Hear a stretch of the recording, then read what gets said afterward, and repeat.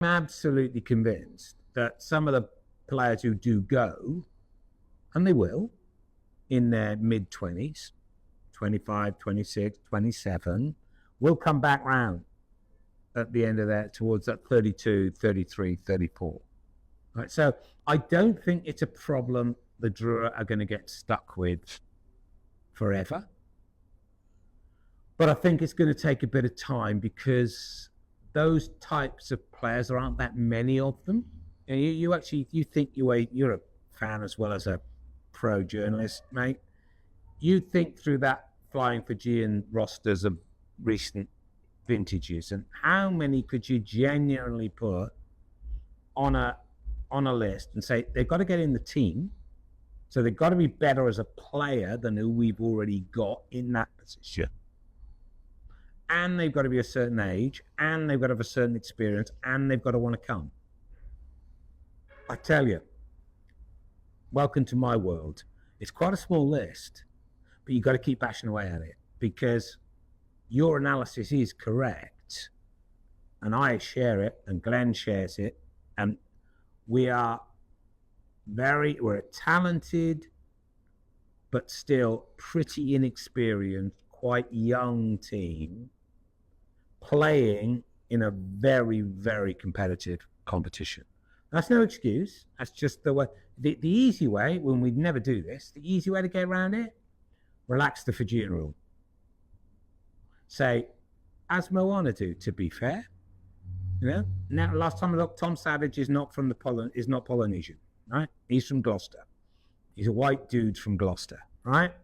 I've got no problem with that. You run your franchise how you want to run it. I've got absolutely no problem. I think they've had a great year, right? But the easy way is to modify the roster. But that goes completely against everything we're trying to do. So your value that you're sticking on.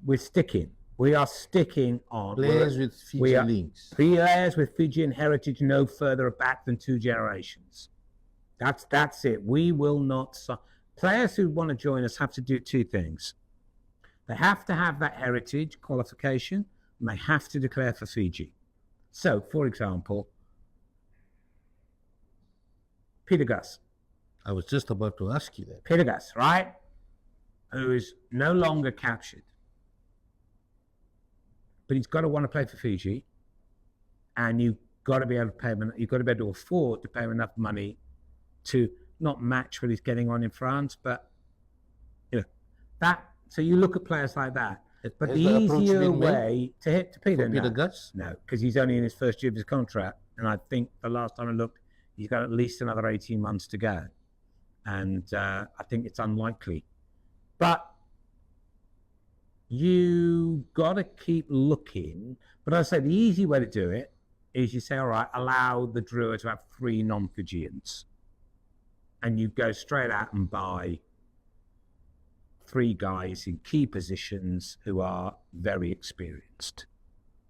But we'll never do that. My other question, Mark, is that you said that Peter Gus or anyone else has to Just an example. Has to declare that they will play for Fiji. Yes.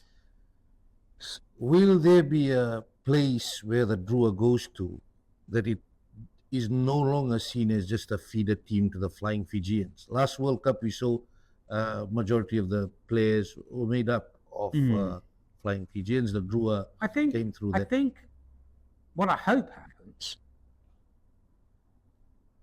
and we'll probably never get there, right? But I'd like to get even further than we are at the moment.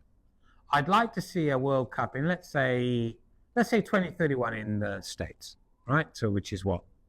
6 years away. Okay. I'd like to see the Fijian team at that competition, do really, really well.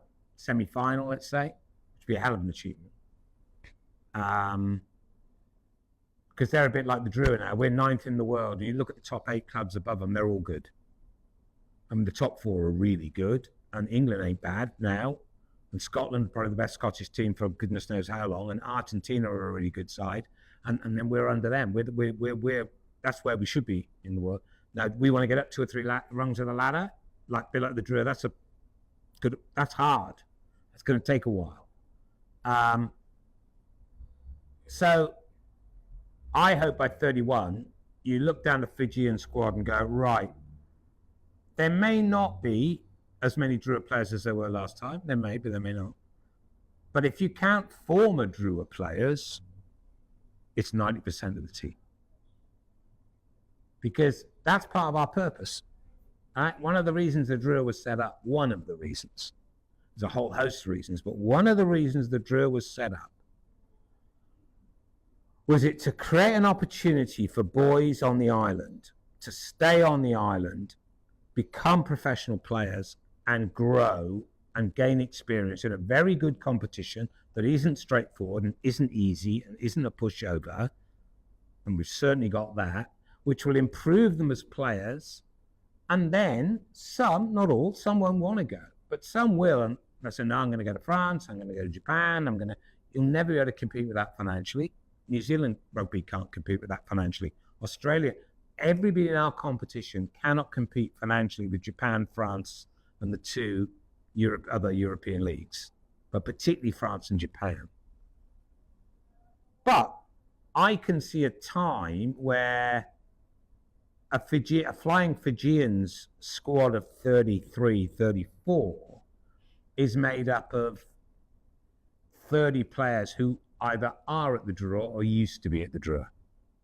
And some of whom will be on their way back to the Drua, as we talked about earlier, as they get 32, 33, with 34, the maturity that you with all the stuff they learned with us, all the stuff they learned overseas, and then back, providing what you're quite right, and we all agree, is a gap for us at the moment, but won't be forever.